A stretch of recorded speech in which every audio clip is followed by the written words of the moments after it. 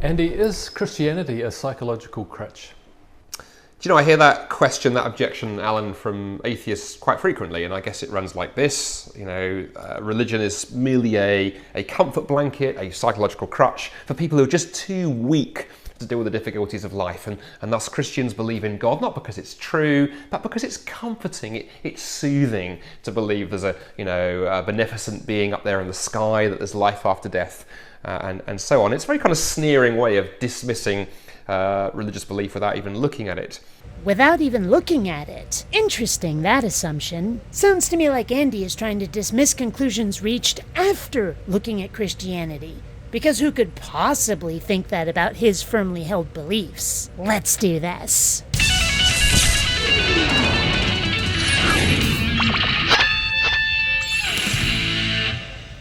Greetings, fellow space travelers, BionicDance here. Looks like Andy's back with some more bollocks about belief. This time it's whether belief in God is just there to calm people's fears, rather than being actually true. The problem, of course, for atheism is you can take the psychological crutch argument and you can spin it 180 degrees. After all, if there is no God, then maybe religion is a psychological crutch. But if there is a God, then maybe it's atheism that's the psychological crutch. Funny thing, Andy, but you haven't actually addressed the premise. I'm a duty head? No, you're a duty head. That's basically your argument, Andy. It didn't work on the playground, and it won't work here. Maybe my atheist friends are actually profoundly uncomfortable by the idea that they can't live lives of unfettered hedonism, that maybe that after they die they will face the judge of the universe who will hold them to account for their life. I would love to live a life of unfettered hedonism. Unfortunately, I'm not that interesting. Most atheists are skeptics. We seek facts in order to form conclusions. We're unlikely to be made uncomfortable by something that doesn't appear to exist. Like your God. And so terrifying that my atheist friends find that the best thing they've come up with is to just pretend there isn't a God. Whenever someone like Andy says, my atheist friends, I actually suspect he doesn't have any. Because these friends almost inevitably say things which most atheists would not, and phrase them in ways you only ever hear in theist arguments. Andy will never see this video. His comments are always turned off. But I challenge him to actually have an actual atheist on his show, and not just some schmuck off the street, someone who really knows what they're talking about. And thus the argument cuts the other way. In fact, as my friend John Lennox of Oxford University once remarked, he said, atheists sometimes like to say that religion is a belief for people who are afraid of the dark, or maybe atheism is a belief for people who are afraid of the light. Atheism is the absence of belief in any gods. Your religion made claims. Those claims failed the sniff test. Your God does not seem to exist, and thus we do not believe. So why on earth would your God's petty rules and expectations mean a thing to us, Andy? Your God isn't scary. Your God is absurd. And what that little sort of one-liner gets us to is that psychological arguments don't tell us whether something is true. How I feel about something, how you feel about something, doesn't tell us if it exists. That may be the first and only thing Andy has ever said with which I agree, but it still doesn't address the question. We're asking whether Christianity is a crutch, not necessarily the God itself, but the religion. When you look at what it teaches, God is actually a quite villainous character with whose antics we would never put up were they done by a human. So what is the appeal of Christianity?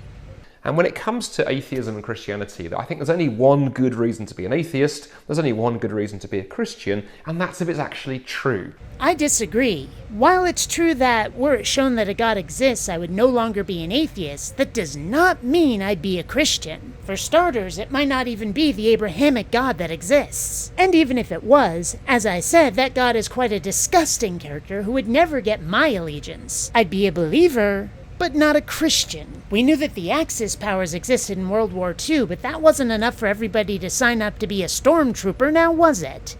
One of the things around psychology that interests me that I'd say to my atheist friends is, isn't it interesting that psychologically human beings are wired for belief in God, uniquely among all the creatures in creation? I mean, squirrels don't sit around having sort of theological discussions. Rabbits don't have existential crises other than where the next carrot is coming from. But human beings have invested so much time and effort and energy and exploring and thinking about and engaging with the big questions of life. That tells me we do seem to be designed that way. And as the great Christian writer Augustine once put it, he said, it does seem to be the case that our hearts are restless until they find their rest in God. We do seem to be wired for connection with the divine. And that'd be very weird if there was nothing out there to connect to. What humans are wired for, Andy, is to seek agency. We look for actors which caused events. Whether a god created the universe and all things comes from the same place in human psychology as asking whether the rustle in the bushes was the wind or a tiger that wants to eat us. Humans seek patterns. It's where pareidolia comes from, the tendency to see faces in inanimate objects. The notion that early humanity, pre-science culture, would come up with the idea of a god to explain existence is not a huge stretch, Andy. But the other issue that I think the psychological argument raises for me is the fact that if Christianity were just a psychological crutch, it was just something we designed for ourselves because it was comforting. Do you know, I don't know about you, I'd have done a much better job, quite frankly, because Christianity is tough. Jesus calls us, he says, take up your cross and follow me. Christianity demands self-sacrifice, laying aside ourselves and putting God first and others first. Is that the part of your religion that people are addressing when they accuse Christianity of being a crutch, Andy? Cherry-picking is a logical fallacy. And if I was designing a religion that suited me, I'd come up with lots of easy rules, like you can lie on Sunday morning, you can eat as much chocolate as you like, you can do what you like, with who you like, whenever you like. I would not have come up with something as radical and as counter to the self as take up your cross and follow me. Originally, Andy, you characterized the atheist argument regarding religion as a crutch strangely accurately. Christians believe in God not because it's true, but because it's comforting, it's soothing to believe there's a beneficent being up there in the sky, that there's life after death, and so on. But now, all of a sudden, it's not about the deep philosophical arguments. It's about sitting in bed and eating chocolate.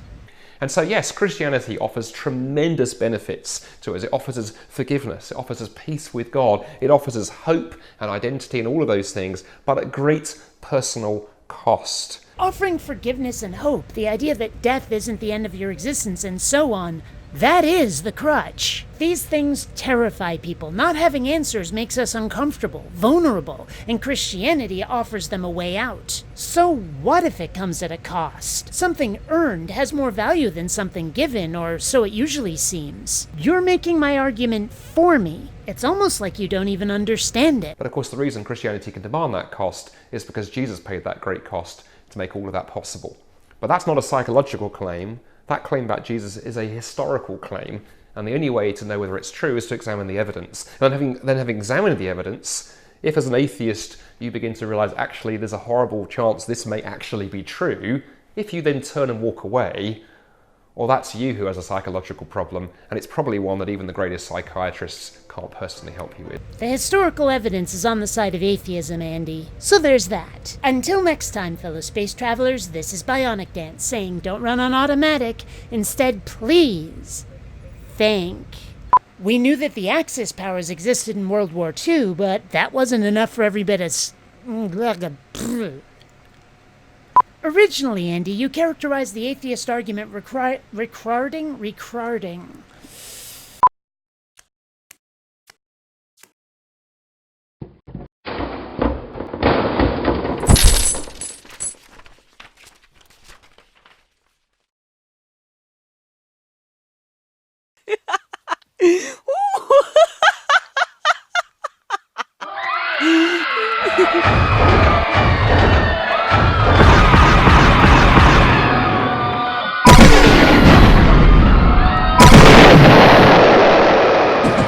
Should have rated, unsubscribed. Oh.